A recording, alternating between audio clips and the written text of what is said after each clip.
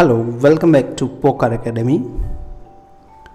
आज हम बात करेंगे फाइनल ईयर डिग्री, डिप्लोमा या मास्टर ऑफ इंजीनियरिंग के प्रोजेक्ट या डिसर्टेशन में क्या क्या कंटेंट आप यूज़ करते हैं और उनका जो मतलब है, उनका जो मीनिंग है और किस टाइप के प्रोजेक्ट में आपको किस तरह से वो रिप्रेजेंट करना है, उनके बारे में बात करेंगे।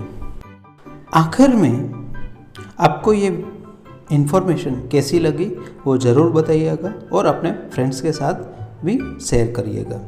तो चलो स्टार्ट करते हैं बिना टाइम गवाए।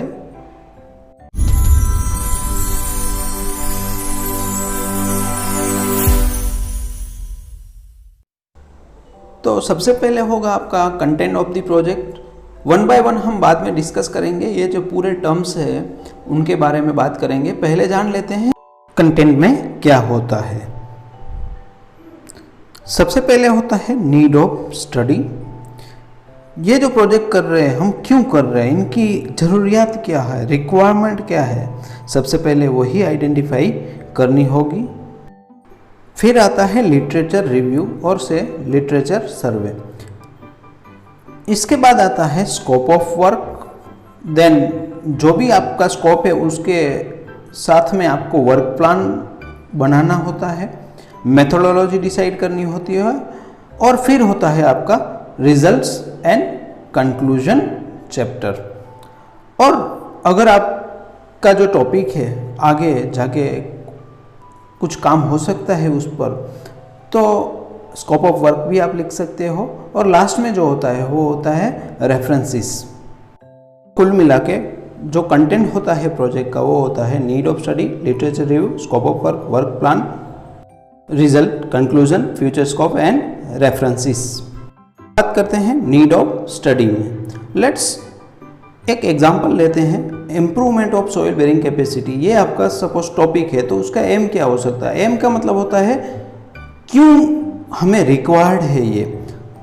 तो हमारा जो एम होता है वो या एक या तीन एम मेनली होते हैं जिसको हमें फोकस करना होता है।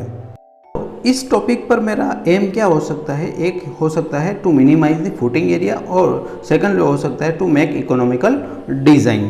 तो ये मेरे दो एम हो सकते हैं इस प्रोजेक्ट के लिए। सेकंड जो स्टेप होता है वो होता है लिटरेचर रिव्यू। इनको हम बात इस तरह से कर सकते हैं कि आपने एक डिसीजन ले लिया कि हम ये करना चाहते हैं, फिर अब पता कैसे चलेगा कि इस जो टॉपिक है उस पर काम किस तरह से किया जाता है या कौन कौन से काम हो चुके हैं पास्ट में। तो इसीलिए हम करते हैं लिटरेचर रिव्यू। आपको सबसे पहले रिसर्च पेपर फाइंड करने हैं कीवर्ड से और ईयर ऑफ पब्लिकेशन चेक करना है, क्योंकि अगर ये बहुत पुराना रिसर्च पेपर होगा तो वो आपके काम का नहीं होने वाला है। तो आपको अच्छे रिसर्च पेपर फाइंड करने हैं और प्रेजेंटली 3 या 4 साल पुराने ही, ज़्यादा से ज़्यादा 3 से 4 साल पुराने ही होने चाहिए। फिर बात करते हैं ये जो रिसर्च पेपर है उनको रीड कैसे करना है। तो सबसे पहले उनके कीवर्ड, फिर आपको एब्स्ट्रैक्ट पढ़नी है। फिर अगर एब्स्ट्रैक्ट से आपको कुछ लग रहा है कि ये पेपर मेरे काम का है, देन आपको रिजल्ट एंड कंक्लूजन उनका देखना है। वहाँ से अगर आपको लगता है कि ये मेरे काम का है, देन आपको उनकी मेथोडोलॉजी अंडरस्टैंड करनी है। तो ये हुआ पूरा आपका लिटरेचर रिव्यू। बात करते हैं स्कोप ऑफ वर्क। मतलब क्या है, आपको करना क्या है टू अचीव योर एम। आपका जो एम है उनको अचीव करने के लिए आपको क्या क्या काम करना पड़ेगा, तो उनके बारे में समझते हैं। तो मेरा स्कोप ऑफ वर्क क्या हो सकता है पर्टिकुलर इस टाइटल के लिए, तो मैं फाइबर यूज़ कर सकता हूँ डिफरेंट प्रोपोर्शन में। और यहाँ तो मैं क्या कर सकता हूँ, टाइप ऑफ फाइबर चेंज कर सकता हूँ to improve the soil bearing capacity. तो ये दो आपके स्कोप ऑफ वर्क हो सकते हैं। बात करते हैं वर्क प्लान के लिए। तो वर्क प्लान में आप जो जो एक्टिविटीज़ करना चाहते हैं उनका एक शेड्यूल जनरेट करना होगा आपको।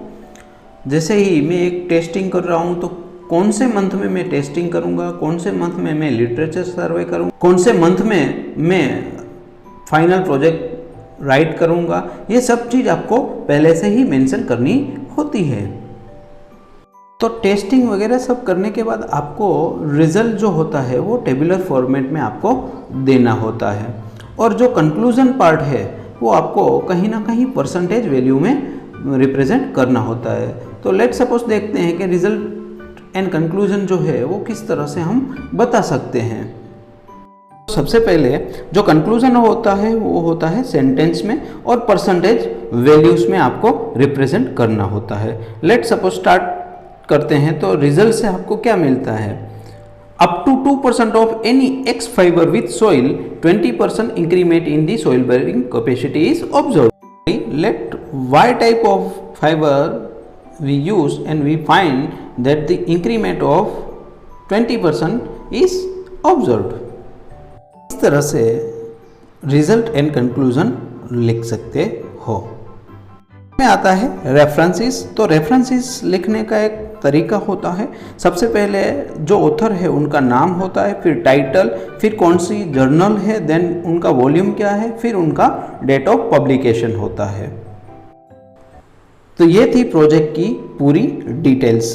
तो आई होप आपने एंजॉय किया होगा लेक्चर को, और ऐसे ही वीडियो की जानकारी के लिए सब्सक्राइब करिए हमारे चैनल को और बेल आइकन को प्रेस कर दीजिए, और आपके फ्रेंड्स को शेयर करना मत भूलिएगा। Thank you so much for watching this video.